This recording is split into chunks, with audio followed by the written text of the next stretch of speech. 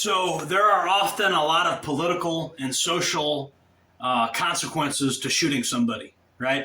Either it be as a police officer or as anybody, or as a military, civilian, doesn't matter who you are. In the majority of situations, you're going to have political and social consequences to shooting somebody.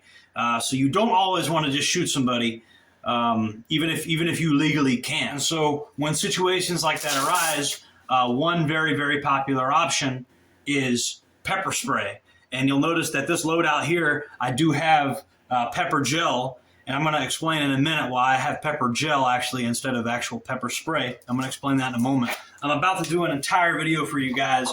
This has symbols on it that I don't really want to show on camera because YouTube doesn't like them. But this is a riot. This is a riot shield. I'll show you this side of the shield, because if I show you the other side of the shield, YouTube doesn't like all the symbols on it. It's left over from my ROF days. So please subscribe if you haven't already. We're gonna do a whole video on riot tactics. We're gonna be going into really powerful flashlights that you could use to blind people, that have the fucking, you know, the strobe feature. We're gonna be going into all those things, right? So make sure you are subscribed to this channel. It's very, very important. You know, certain things you got to take into consideration when we're talking about pepper spray. One, pepper spray kind of goes everywhere. Pepper gel tends to stick to your target, which is what you want. Another thing I need you guys to remember, and you corrections officers, that, because I know I got corrections officers that are subscribed to my channel, you guys know better than anybody that criminals have been sprayed, hardened criminals have been sprayed with pepper spray over and over and over again. My Florida guys know exactly what I'm talking about. You come and you say, such and such, at this time, this is your final order to cease all disruptive behavior. Failure to comply with my lawful orders will result in the utilization of chemical agents to quell the disturbance you're creating, yada, yada, all that good shit. Yeah, I've heard it a million times. You know what I'm talking about, you know. And these people have been pepper sprayed so many times that they've built up an immunity to it. And so what does that mean for the normal person that's not a corrections officer watching this video? Well, what it means is this little thing ain't going to do much damage. I'm telling you, this is not going to do much damage to a guy that has been cell extracted over and over and over again with corrections officer grade pepper spray, right? And so a hardened criminal, which is a criminal that's likely to do dumb shit and likely to attack you, is not going to be fazed by this stuff. So what is a better solution? Depends on the context. For home defense, I believe you should get a paintball gun, and I believe that you should get pepper ball rounds for it. Not that expensive, and this actually allows you to keep a lot of distance from your actual guy. I don't have a very expensive light on it, but I do have a strobe on it. I don't got momentary on-off, but this is not really an unpermissive environment gun. This is a permissive environment home defense. You're dealing with a stupid criminal gun. You're dealing with a stupid criminal that's probably high, and you need to take out his ability to see. You literally need to obstruct his vision so he can't see anymore. So you need to do some damage to his eye sockets, and this is actually going to get the job done for that, but you're not going to kill him.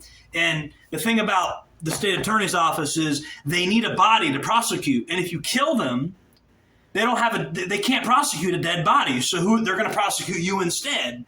You know, they don't care about the human beings involved with this. It's just the state attorney's office. They need a body to prosecute, and they can't prosecute a dead body.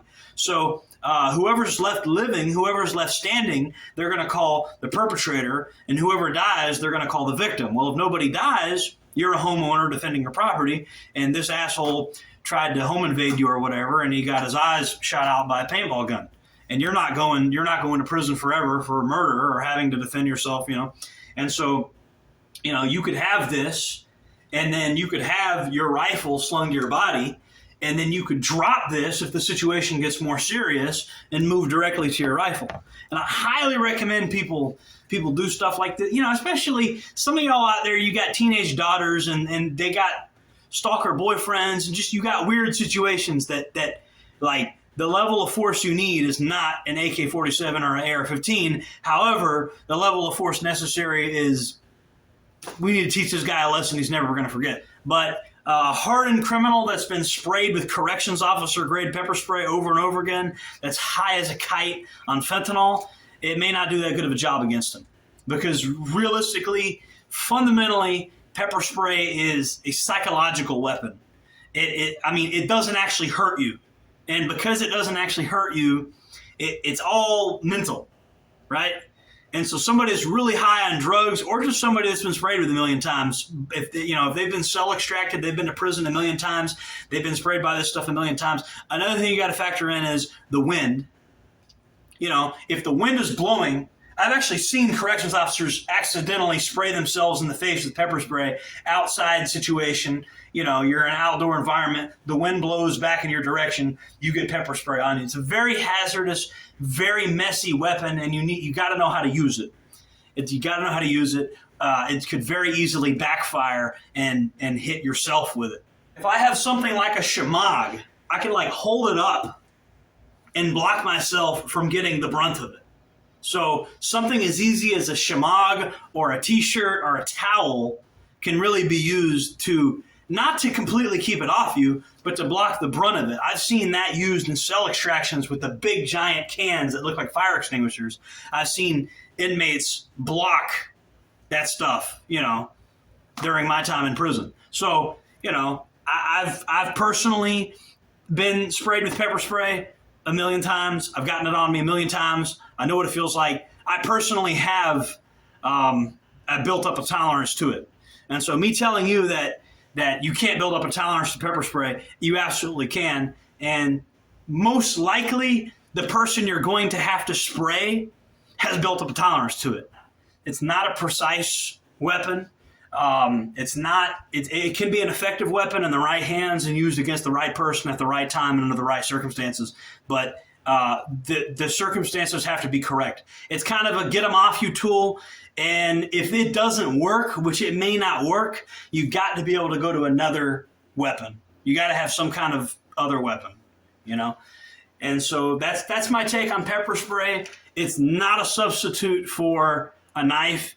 It sure as hell is not a substitute for other cold weapons. It's really something that supplements your other weapons. It's not something that in of itself should only be carried. Absolutely not. If you're carrying pepper spray, then it should be used to supplement your other weapons, whatever they are. And I would say if you're carrying pepper spray, that's for if you're, it's an extra thing you got to carry. So I would carry pepper spray in a more high risk situation where you want to limit the legal liability against yourself. And another reason I kind of like pepper spray is even if it doesn't work, there's a use of force continuum. There's an escalation there. I used pepper spray to try to stop him. That didn't work. He kept coming after me. I was in fear. I used pepper spray because I didn't want to hurt him. That didn't work. He kept coming after me, so I freaking stabbed him. I did what I had to do. And that shows that you weren't, it's really good. If the case ever goes to court, it's actually a really good thing if the case ever goes to court. Because if the case ever goes to court, it shows that you tried to use less lethal force and that the situation unfortunately was escalated, that you had to then resort to more lethal force. So that's another thing to consider. Be part of this community. Leave a comment. Be friendly. Let me know you're here. Hit the thumbs up button. It really helps me out. I'm not asking you for money. I'm not selling you anything. So, at least hit that like button, please. I'm not selling you anything. I haven't asked you guys for any money or anything like that. At least hit the like button. That's all I can ask for. All right, Jordan Jared, signing off.